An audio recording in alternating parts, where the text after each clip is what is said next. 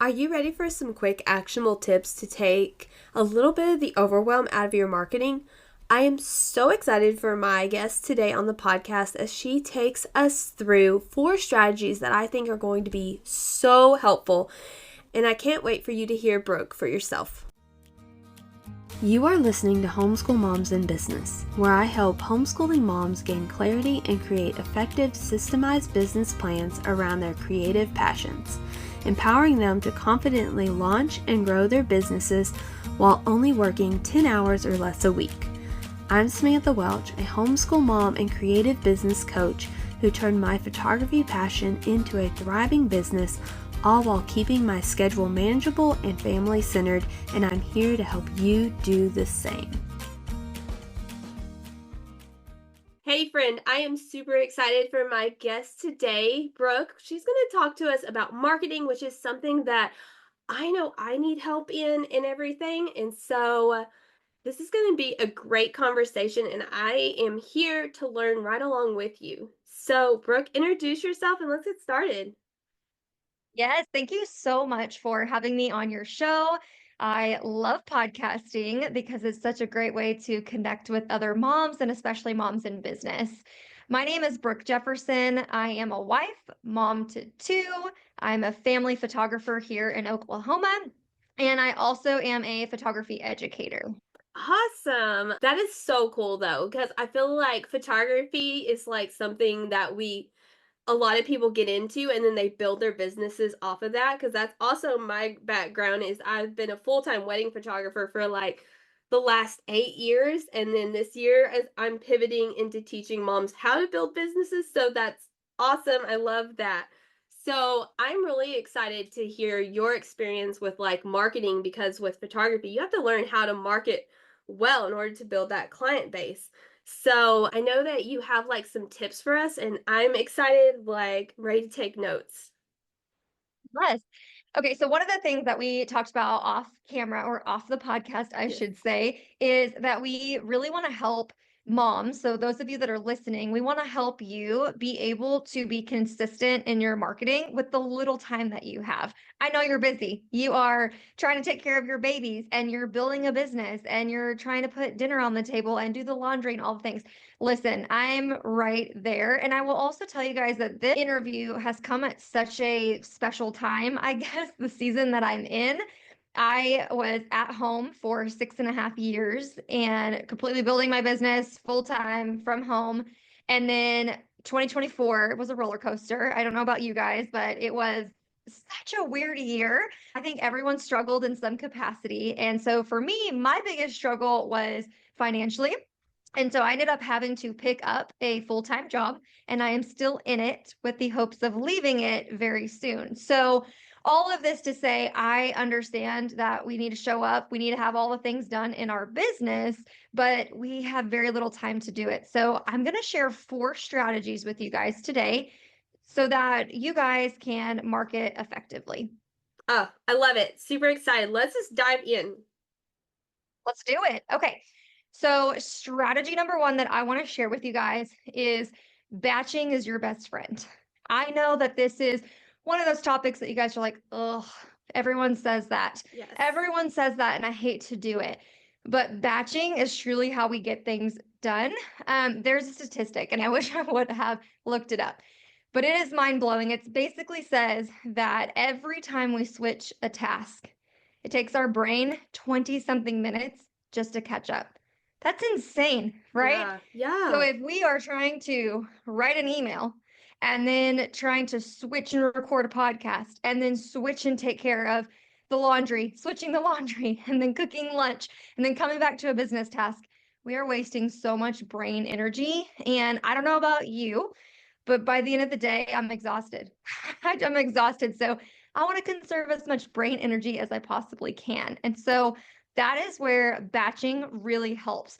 And so my tip here is I just want you to use this in a really simple way. Instead of writing one email, I want you to write 4 emails in one sitting. So I promise you, here's the cool thing.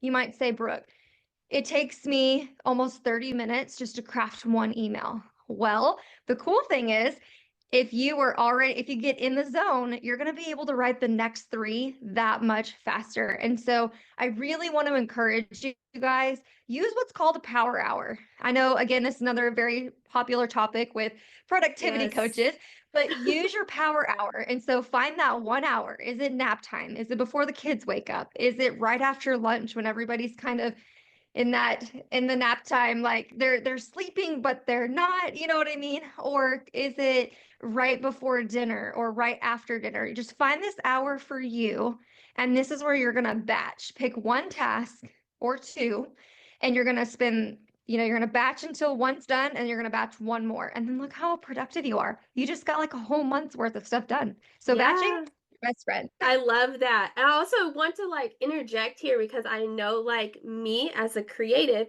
I'm like, wait. I love bouncing. Like I bounce all the Yes. time and I feel like just like that having that power hour almost like in my internal like kills my creativity. I'm like, oh, 1 hour to just do one thing. But what you're saying is totally legit because when I actually push through that, oh, this is so boring and I need to like just be doing all of it, then I actually do get a lot more done. So I love that. That's such great advice. Yes. Okay. So I'm going to go ahead and bring strategy two into the conversation because it stacks on what I just said. So here's the cool thing. Once you batch, you're going to be batching with templates. And templates, I literally, like, there's probably not a thing you could say that I don't have templated. I'm talking like even grocery lists, that's templated. I pull it up every week and I add to it or I take away from it. It's just so funny because I have realized that it speeds up time. Like I just get things done so much more efficiently. So I want you guys to use templates for everything. You're wasting so much time recreating the wheel every single time. So let's go back to my email example. If you're sitting down to write an email to your list every week or how often you do it, and you're literally staring at a blank screen, you are wasting time. Right, figure out like a template that you want to use and then copy and paste it. And then you just change it. You know what I mean? You change out the sections. Mm-hmm. This is something that is super, super helpful.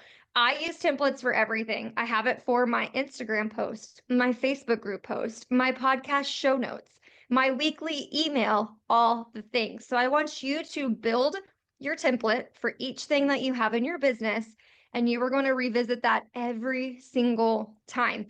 And one thing I want to point out here is I will tell you my biggest headache is social media. I'm sure it's yours too. It's Yes, everybody's, right? yes, it is. It's just, it just seems like such a big bite that we just don't even want to go there. You know what I mean? Mm-hmm. So I have really created a process, and I feel like templates and processes, they go hand in hand. And so if you will find a way that works for you, so some of you, you want to write all of your captions first, then you want to go create your graphics, then you want to go do whatever else comes after that, okay? Some of you are like, no, I want the visuals first, and then I want to come back and I want to write the caption. So whatever works for you. For me, it's really long, but we're not going to get into the complexity. I just want to show you from like a bird's eye view. I want to see, okay, what am I promoting? Like, where's the focus? What's the end goal? Then I create like a weekly theme. So, for example, with my Facebook group content, every day has a theme. So, Monday, we kick it off with motivation and mindset. Why? Because everybody needs it on a Monday. And then we Mm-hmm. move into a different theme for each day. And so, when I'm batching my content, I already know this. And my brain is like, okay, so instead of going Monday, Tuesday, Wednesday, Thursday, Friday, and then starting over, I'm batching all my Mondays, all my Tuesdays. It's all the like group content. And so this is something that you can easily do too. So create your process, create your templates. I use the same graphics. I just change out colors, photos, fonts. That's it. I go to my Canva link every week and I just rearrange things and I can have my entire 1 month done in 1 hour. It's just crazy. And so I don't want you guys to overcomplicate this and then you batch it. So far with strategy one and two, you guys are gonna save hours of time and brain energy. Oh my gosh, that's so good. Like mind blow. Going, like you said, using the same Canva link, I'm like, oh my gosh. That is so Yes. good, right? Yes, Yes. I love that. Yes. And I know lots of little ninja tricks too. So, for instance, I used to have like 3 or 4 different Canva links where I loved graphics from different ones. You know what I'm saying? And I would have to Hmm. flip back and forth. Well, then I figured out a way that you can copy and paste and combine everything into one link. And so that I know that's a very visual, so I'm not even going to try to explain that on the podcast, but there's little ninja tricks that you guys can do to where you can access this. And I did not put this in one of the strategies, but I do want to talk about it really quickly, if that's okay. Yeah. How do you keep all this organized, right? This is a whole nother episode, so maybe we'll circle back, or maybe Samantha can make one for you. But I use a task management system. I'm sure you guys have heard of, there's your Trellos and your Asanas. I use one that's called MeisterTask, same exact concept. Okay, it's the same thing, but I create boards for different parts of my business. And so there is a content board, and that's where I keep all of this handy. So we have the cards for each day, and then we have graphic links, and we have, the Google Doc links to write captions out in. We have all the things. So I just want you all to know this isn't random. It's all put into one organized place. So I just wanted to give you guys that bonus tip. Love it. Love it. Yeah. Yeah. Okay, we have 2 more to go. Strategy number 3, automate what you can. I know this is another one of those, oh my goodness, everybody says this, tell me something new. But the question is, and I just want you to sit with yourself for a minute, are you actually doing this? Because most of us say we are, but we're really not utilizing automation to its fullest, or we have some fears around automating. As a photography business coach, the number one pushback I hear when it comes to automation is, no, I can't do that because I feel like I'm going to lose that connection with my client. And so if you're thinking that, Yeah. that is not true, right? That's not Yeah. true. There are so many things that you guys can automate that you can still be hands off, and then you can step in and give it your all in a different part, right? So that's just an example for me. And when I first started my photography business, and again, Sam, I just love that you and I have this in common. It just makes Yes. it so exciting. But when I first started my business back in 2014, I was literally carrying around a planner and a pen, and I would manually write down their sessions, or I'd open up the page if they wanted a session in February. I would say, okay, let me just send you all the dates I have. And we would go back and forth for hours, if not days. Guys, I wasted days just trying to get paid for a booking. That is ridiculous. And so when I got smart and I found a better way to do things, I got a CRM, which is a customer relationship management system.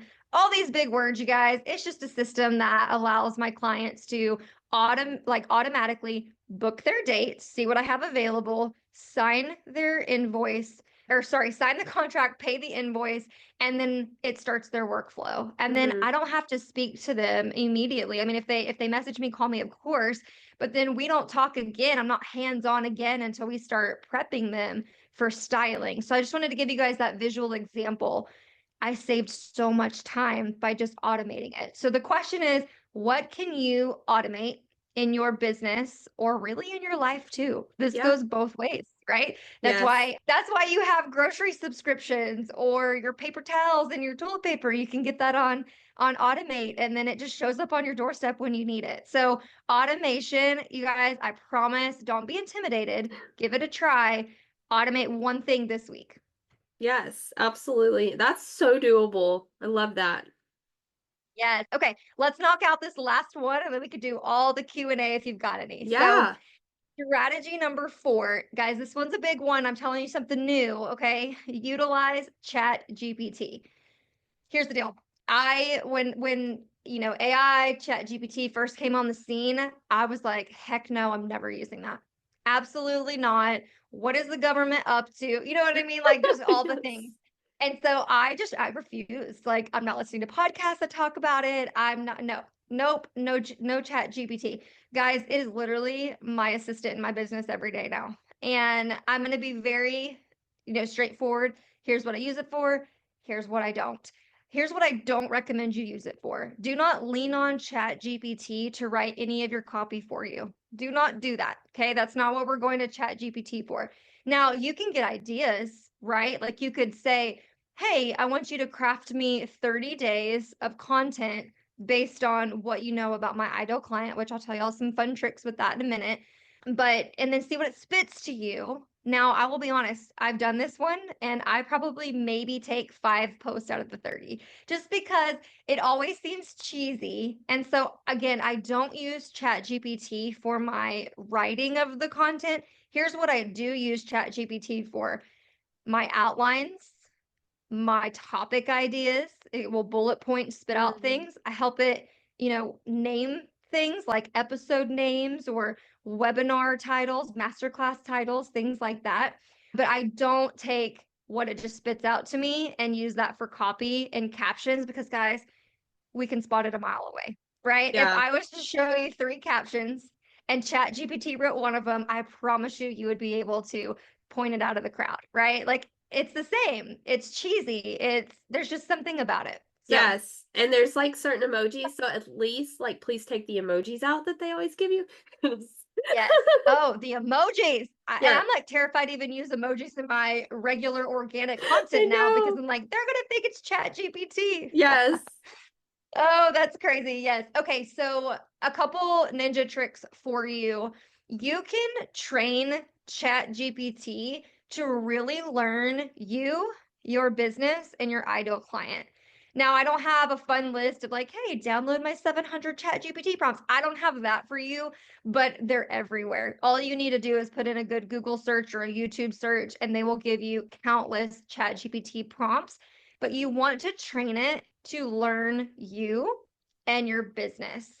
And the reason why is because if you don't give it any background information, if it doesn't know you, it doesn't know your product name, it doesn't know who you're trying to serve, Hmm. it's just going to spit out generic content. So you train ChatGPT to know you and your business, and it'll be your little business assistant all day.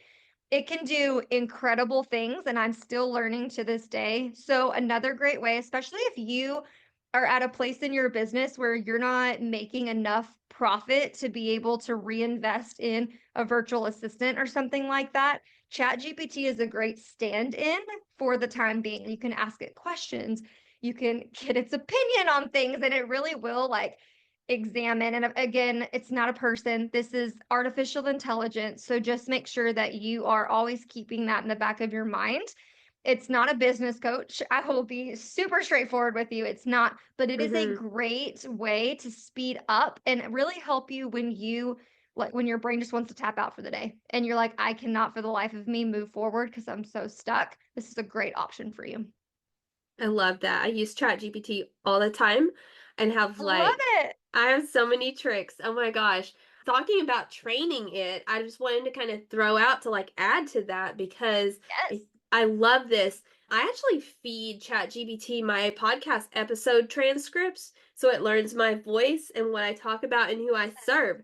So that might be I another love thing that. that if you're already writing your emails, which you should, you're already writing your blog posts, you're already writing your Instagram captions, just literally do copy and paste and like tell it to remember how you spoke, how and who your client was and everything, and that will train it to where it will actually spit out ideas that go for your with your client instead of just like random, like for example with photography, like a very broad session is like, no, that's not exactly who I serve, you know?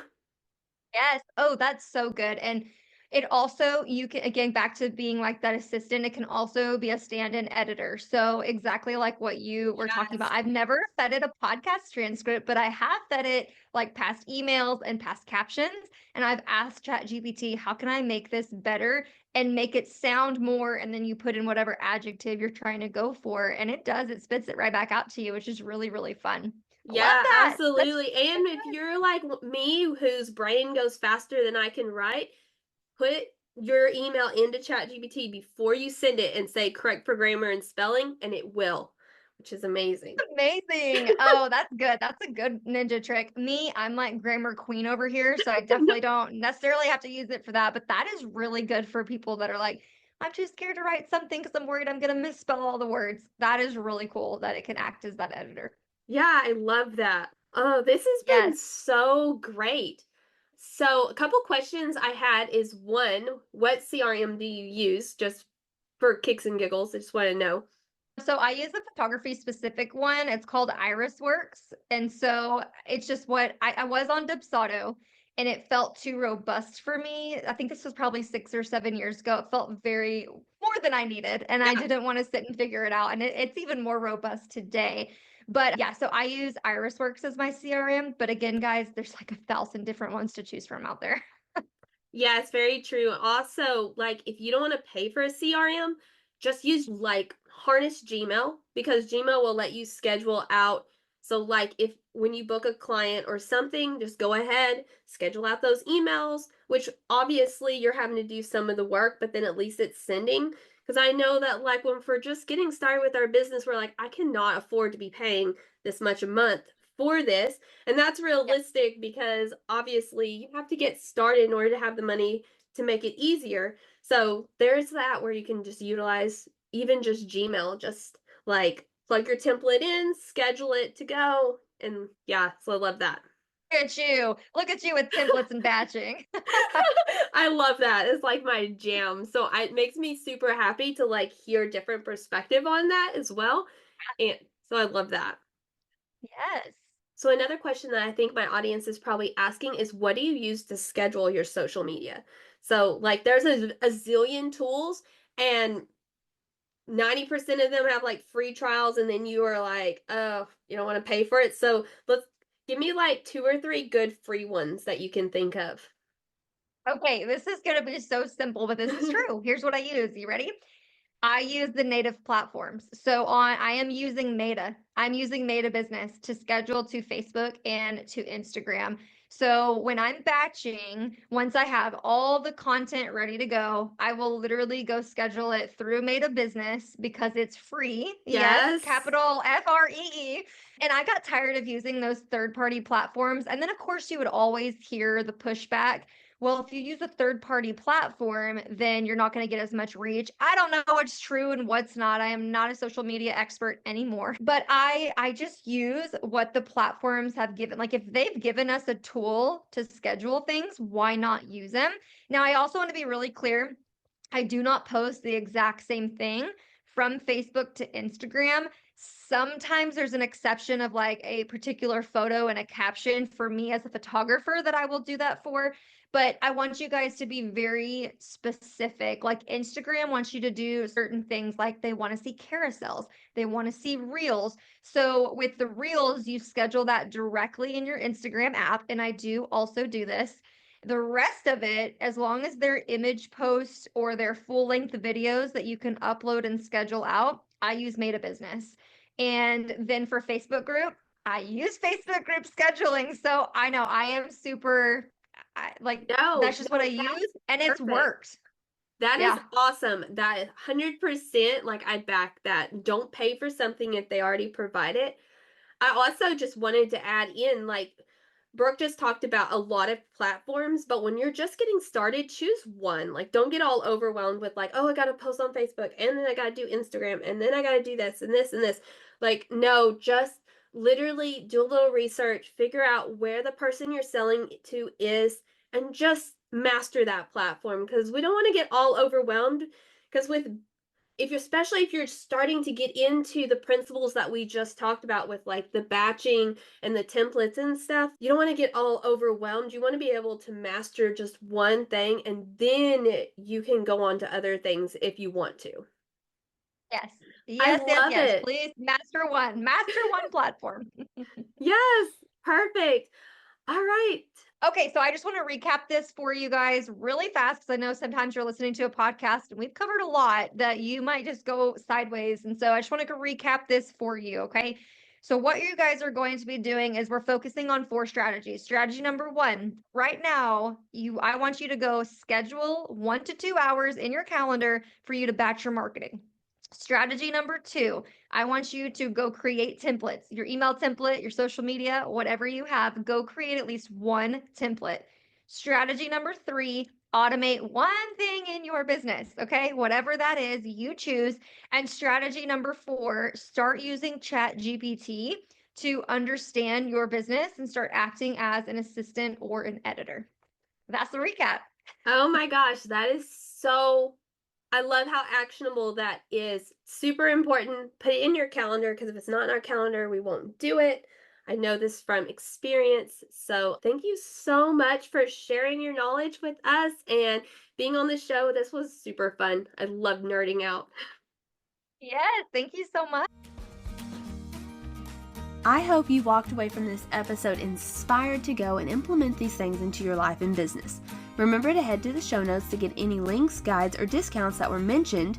And while you're there, leave me a 5-star review. Your feedback is the only way that I know you're enjoying and finding this podcast helpful. Until next episode, remember, it's those small daily steps that build big dreams.